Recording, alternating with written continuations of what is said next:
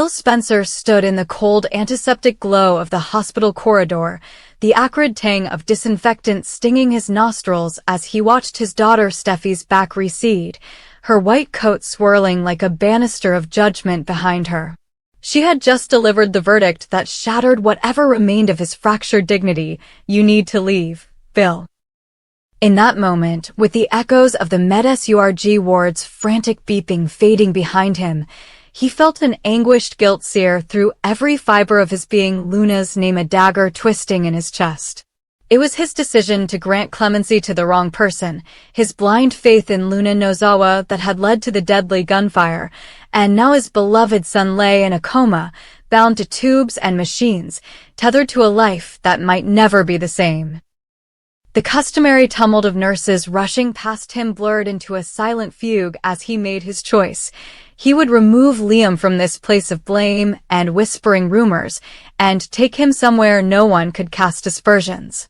With quiet determination, he slipped into the service elevator, every floor sign passing overhead like windows on his own undoing, until he reached the subterranean helipad. The private chopper, its polished blades gleaming beneath sodium light halos, waited like an avenging angel. He carried Liam's inert body up the boarding ramp, muscles trembling against the weight of the infant who was no longer an infant, but a man's last tether to hope.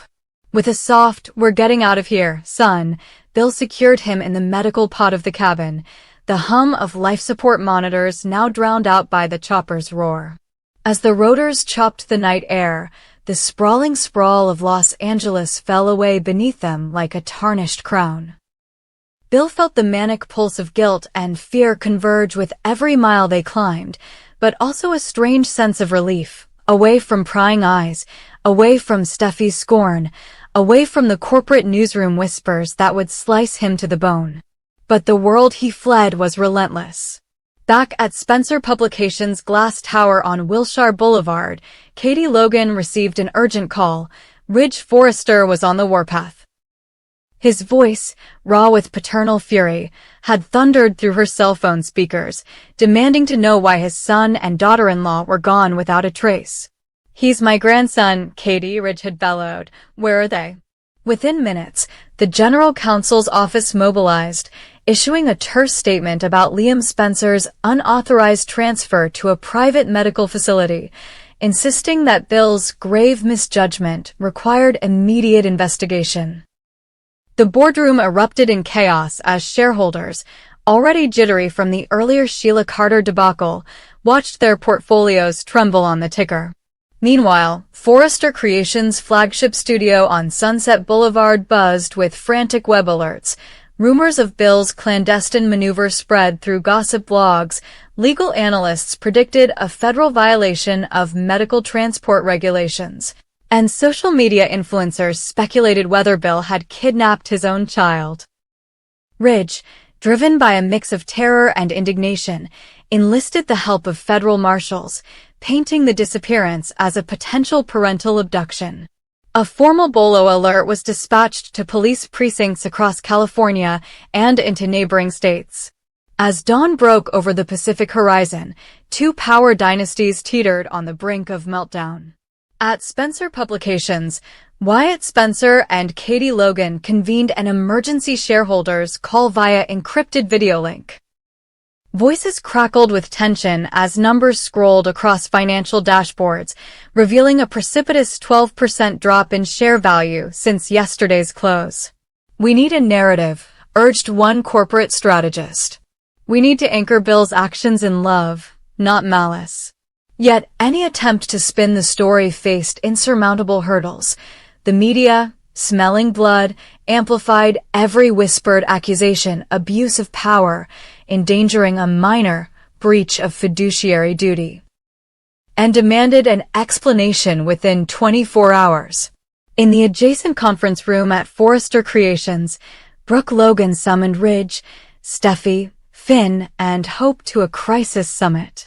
The grand atrium, once filled with light and the scent of fresh magnolia arrangements, now felt like a gilded cage.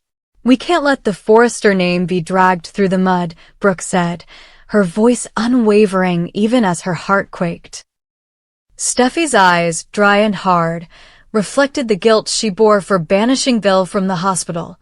Finn's jaw was clenched, torn between compassion for Bill's desperate act and horror at its recklessness. Hope scribbled hashtags on a notepad, #FindLiam, #FamilyFirst, in a frantic attempt to reclaim the social media narrative. Ridge, his face weathered by decades of industry battles, but etched now with pure paternal rage, declared he would leave no stone unturned until he had Liam Spencer safe at home. By mid-afternoon, the federal manhunt had gone live.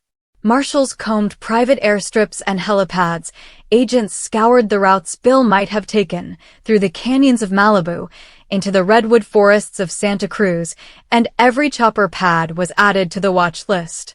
Call sheets from hospitals statewide were cross-referenced, and forensic tracking of the helicopter's transponder signal became national news. Spencer Publications' PR team drafted immediate press releases. Bill Spencer had voluntarily surrendered his transponder logs and insisted the trip was sanctioned for medical purposes, but Ridge's lawyer countered that sanction can't come from a man under house arrest. On Wall Street, trading desks flagged the Spencer ticker as volatile, triggering circuit breakers that rippled doubt through the market and sent the company's stock plunging. 2,000 miles south, in Sydney, international investors yanked their holdings. In London, financial analysts downgraded the company, citing untenable reputational risk. At Forrester Creations, the scandal was a double-edged sword, as one executive strove to craft a cohesive defense of the Spencer alliance, lest the Forrester name be besmirched by association. Another whispered that now was the time to distance, to declare creative divergence. Rumors of a rift between the two families swirled faster than Ridge's private jet could land. Meanwhile, high above the coastline, Bill's chopper banked toward a secluded valley in Northern California, the lush green of ancient redwoods stretching below like a silent cathedral. He hovered briefly over a private airstrip owned by an old client, now a friend, then descended into the clearing, its runway carved through ferns and moss. As the blade slowed to a whisper, Bill unfastened Liam's harness and lifted the comatose boy into his arms with surprising ease, carrying him toward a waiting medical team outfitted with portable ICU equipment. Under the gaze of a sky-stained pink and gold by sunset, Bill settled Liam onto an isolation cot in a glass-walled cabin perched on stilts above a tranquil lake. There would be no intrusive hospital visitors here, no bedside whispers of blame. Only the steady hum of life support systems and Bill's quiet vow to heal his son in a place of forgiveness rather than judgment. As he watched the machines keep Liam's heart beating, Bill whispered, "I'm so sorry, my boy. I'll make this right." Back in Los Angeles, the news of Bill's self-exile and Ridge's ensuing manhunt reached fever pitch. Katie Logan held a televised town hall-style forum in the Spencer Publications atrium, flanked by Wyatt and Grace, to answer desperate shareholders' questions and quell the tidal wave of distrust. "Our priority is our people," Grace began, her voice steady even as her eyes flickered toward the empty chair once occupied by Bill's imposing presence. She promised full cooperation with federal authorities and pledged a swift, transparent investigation. Yet every cutaway shot to the audience. Shaken employees, skeptical investors, angry family members betrayed the gulf between words and faith. In the boardroom above, Wyatt watched the feed on muted screens, guilt and frustration warring across his features. He had authorized the forum, but he knew the damage ran deeper than a few sound bites could repair. At Forrester Creations, Brooke and Ridge convened the family at Forrester Crest late into the night, the fire pit in the courtyard casting flickering shadows across their troubled faces. "We stand at a crossroads," Ridge said, his voice husky with unspent emotion. "Do we defend the Spencers and risk losing our own legacy, or do we step back and watch them crumble?" Steffi's tears spilled freely as she admitted her part in sending Bill away, while Finn placed a steady hand on her shoulder and reminded them all that blood and marriage bind us in ways no scandal can sever. Hope, closing her tablet with a soft click, suggested a joint press release reaffirming the family's solidarity, an act of unity stronger than any rumor. In that moment, beneath the stars and among the scent of night-blooming jasmine, the Forresters found a fragile resolve. They would not abandon the Spencers, even as they walked the tightrope between loyalty and self-preservation. By the time the final transmission of the day's news cycle faded from the cable networks, the Spencer and Forrester empires faced an uncertain dawn. The federal manhunt remained active. The stock prices of both corporations danced like leaves in a storm. Shareholders teetered between revolt and resignation. And the two families, entwined by decades of marriages, mergers, and betrayals, prepared for the next act in a drama more explosive than any fashion showdown or high-stakes boardroom coup. And high above the secluded valley, Bill stood at the glass cabin window, watching the first pale morning rays kiss the tranquil lake.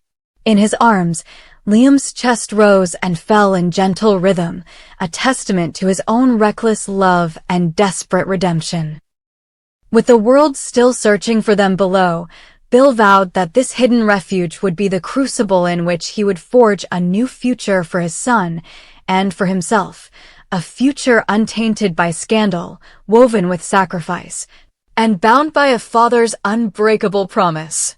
With Bill Spencer's sudden disappearance casting a long, ominous shadow over Spencer Publications, the board moved with swift precision to appoint an interim CEO. And in the tense hush of the executive suite, Katie Logan seized the moment to marshal her allies around a rallying cry of community responsibility. She argued, with steel beneath her genteel tone, that in a time of crisis the company needed a leader who embodied integrity and foresight rather than the mercurial bravado that had so often fueled Bill's meteoric rise and fall. Across the mahogany-finished conference table, Wyatt Spencer bristled at his mother's calculated appeal. Ever since he'd been named heir apparent, he had yearned not only to validate his claim to the Spencer name, but also to prove that he could navigate the stormiest seas without the anchor of his father's influence. His proposal was bold. Launch a high-profile national campaign to rebrand Spencer Publications as the vanguard of ethical entertainment, complete with live-stream town halls in underserved communities, a new philanthropic initiative funding media training for at-risk youth, and an all-hands digital transparency portal where shareholders could trace earnings, expenditures, and executive compensation in real time. He painted a vision of Spencer Publications renewed by purpose and transparency, a company reborn from the crucible of scandal. Yet each time his eyes flicked to Katie, he saw in her measured nods and strategic interjections the unmistakable scent of political maneuvering. When she stood to deliver her own address to the assembled directors, her voice laced with gravitas as she invoked the company's storied legacy of uplifting voices beyond the boardroom, Wyatt felt the sting of being upstaged. As board members exchanged glances, debating whether to side with the charismatic young leader or the seasoned corporate strategist, the fissures within the Spencer family deepened. Conspiratorial whispers of backroom deals, accusations of favoritism, and veiled threats of legal action should the interim CEO appointment veer too far from Bill's original charter. Outside the boardroom's glass walls, the Spencer clan fractured under the weight of ambition and loyalty. Steffi watched the machinations with a bitter mix of regret and resolve. She had faced Bill's temper and witnessed Liam's anguish when his father vanished into the night. And now she wondered whether the man who had once championed her creative passions had engineered a maelstrom that threatened not only his empire, but the family bonds he'd sworn never to break.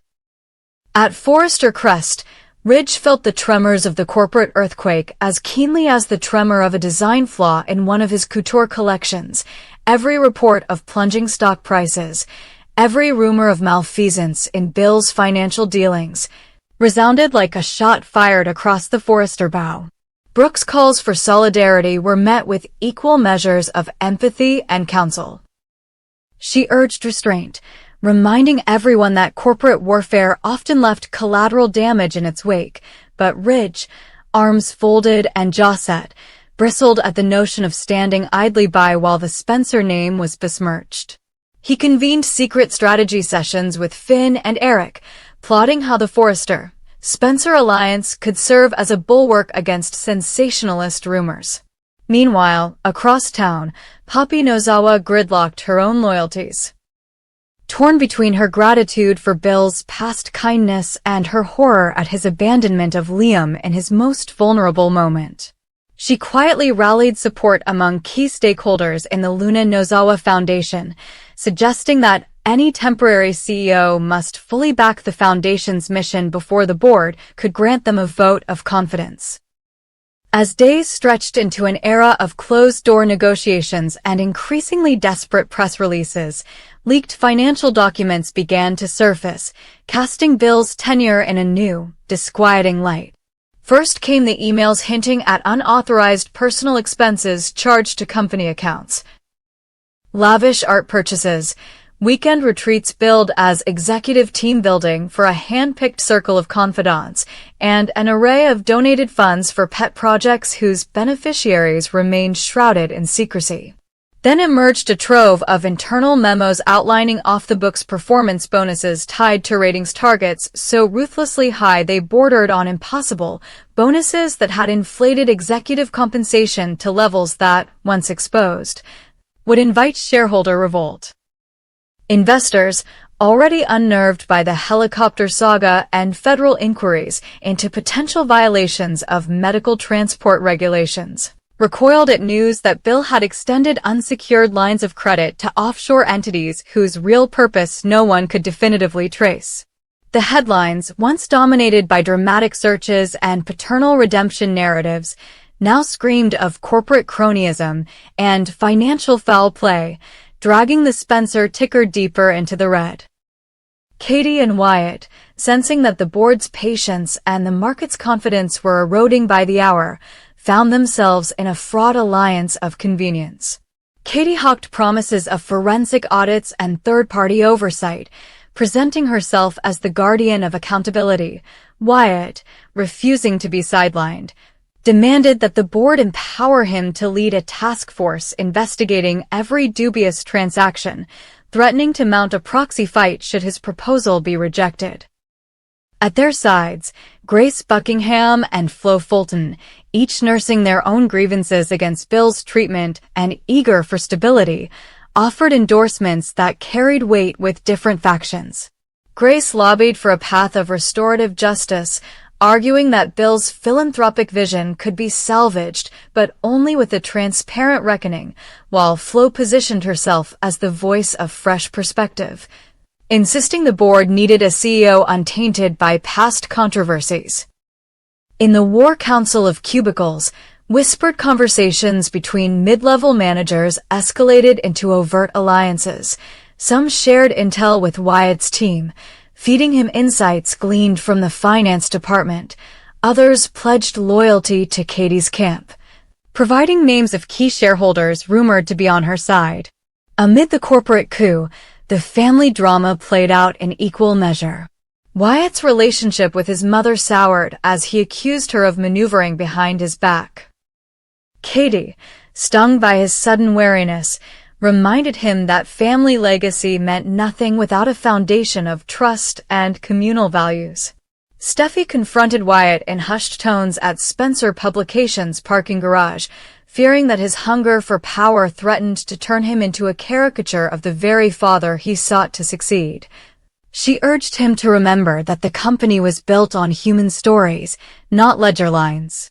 Wyatt's retort, a feral snap that he couldn't afford sentimentality in times like these, left Steffi trembling with regret. Meanwhile, Katie's quiet confidant, Donna Logan, reached out to Ridge to broker an uneasy truce, but Ridge, his own anger at Bill's financial recklessness unquenched, insisted that any reunion must wait until the truth emerged and the company's assets were secured.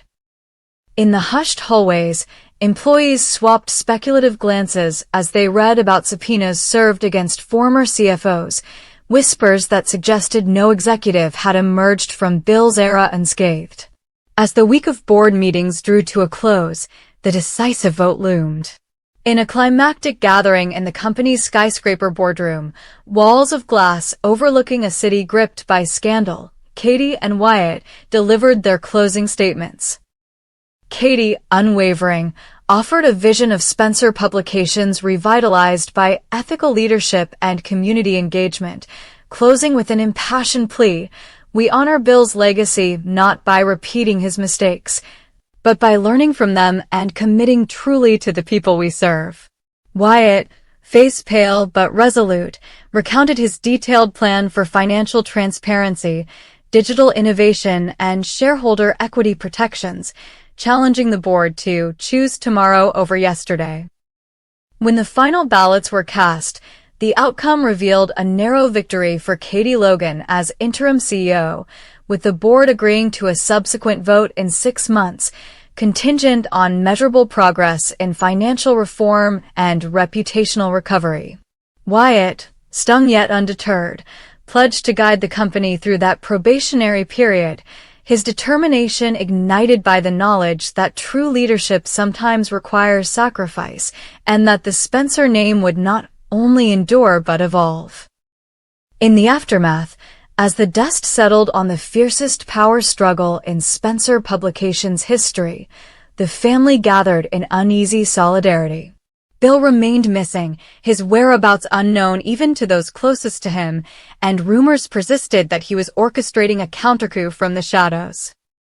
Yet for the moment, Katie Logan assumed her duties with both grace and authority, convening weekly town halls, releasing quarterly deep-dive reports on every aspect of the company's finances, and launching the long-promised community initiative in collaboration with the Luna Nozawa Foundation. Wyatt, now serving as vice chair of the board's oversight committee, worked to restore trust among skeptical shareholders, leveraging his first-hand experience of the boardroom's cutthroat politics to forge alliances based on shared purpose rather than inherited privilege.